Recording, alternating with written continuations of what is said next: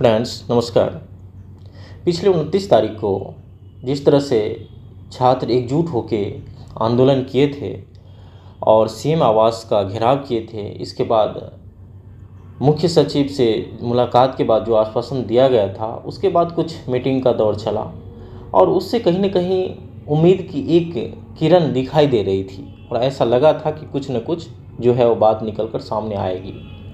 लेकिन उसके बाद जिस तरह से बीपीएससी ऑफिस से खामोशी लगातार दिखाई दे रही है, वो कई संकेत जो है वो दे रही हैं। इसे समझने की बात यह है फ्रेंड्स कि इससे ऐसा लग रहा है कि निश्चित रूप से बहुत सारे राजनीतिक पार्टी या लीडर इससे संलिप्त हैं। इसमें कोई दो राय नहीं कि इससे कहीं ना कहीं ऊपर से प्रेशराइज है और निश्चित रूप से माननीय जो है इसके अध्यक्ष जो है वो प्रेशर में है। मेरा कहना बस इतना है कि अगर आप अपने दायित्व को सही तरीके से निभा नहीं सकते हैं तो आपको उस पद पे रहने का कोई औचित्य नहीं बनता है। आपको कोई अधिकार नहीं है कि एक गरीब छात्र, एक मजदूर छात्र जो ठेली चलाती है, सब्जी बेचते हैं, फिर भी जो है रात को पढ़ाई करते हैं, उसके साथ आप नाइंसाफ़ी करें, ये आपका कोई अधिकार नहीं बनता है।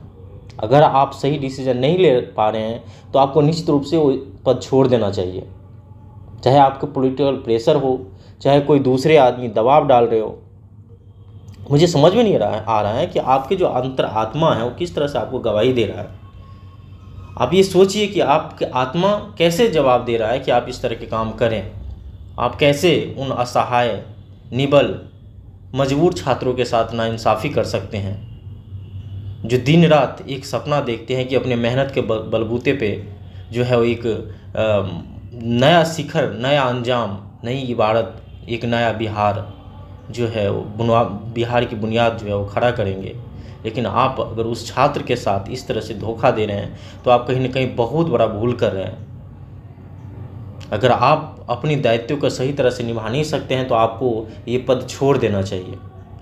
दूसरी तरफ फ्रेंड्स, मैं स्टूडेंट को भी बोलना चाहता हूँ कि निश्चित रूप से आप अपने प्रिपरेशन में लगे रहें। समय बदलता है फ्रेंड्स, एक समय फिर से आएगा जो ये बादल छाटेंगे। आप अपने बुनियाद को कमज़ोर मत होने दीजिए, आप निराश मत होइए। आप आंदोलन तो करें, निश्चित रूप से जितने भी छात्र हैं वो एकजुट होकर कल जो है आंदोलन में भाग लें, लेकिन साथ साथ आप जो है प्रिपरेशन में भी लगे रहें। आप जो दिन रात मेहनत किए हैं, सपने देखें, उसको मरने न दें। आप अपने प्रिपरेशन में लगातार लगे रहें, साथ में आंदोलन भी करते रहें।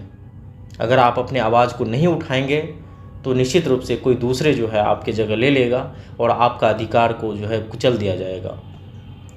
तो निश्चित रूप से आंदोलन में ज़रूर भाग लें, साथ साथ पढ़ते भी रहे।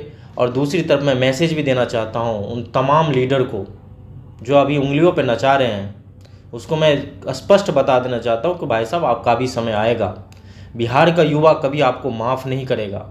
आप बिहार के इतिहास को भूल रहे हैं, आप समझ नहीं रहे हैं कि ये जेपी का धरती है, वही जेपी जहाँ से एक नई क्रांति जन्म लिया था। युवा में वो ताकत है जो बड़े से बड़े सत्ता को हिला देता है। आप क्या चीज़ है? आप ये सोच रहे हैं कि मैं 15 साल से हूँ तो कुछ भी कर लूँगा। नहीं भाई साहब, सत्ता बदलते देर नहीं लगती है। आप दोनों को उखड़ना पड़ेगा। हम युवा हर घर घर जाएंगे और आपकी कुरीतियों के बारे में लोगों को बताएंगे। कहाँ तक आप अपने पार्टी और अपनी कुर्सी को बचा पाएंगे, हम देखते हैं। आप करिए, जितना अड़ियल रवैया अपना सकते हैं अपनाइए। दूसरी तरफ दोस्तों, आप शांतिपूर्ण ढंग से कैंडल मार्च में ज़रूर भाग लें, अपने आवाज़ को बुलंद करें और अपने अधिकार के लिए लड़ते रहें। इसी के साथ मैं अपना वीडियो समाप्त करता हूँ। मिलते हैं नेक्स्ट वीडियो में। जय हिंद, जय भारत।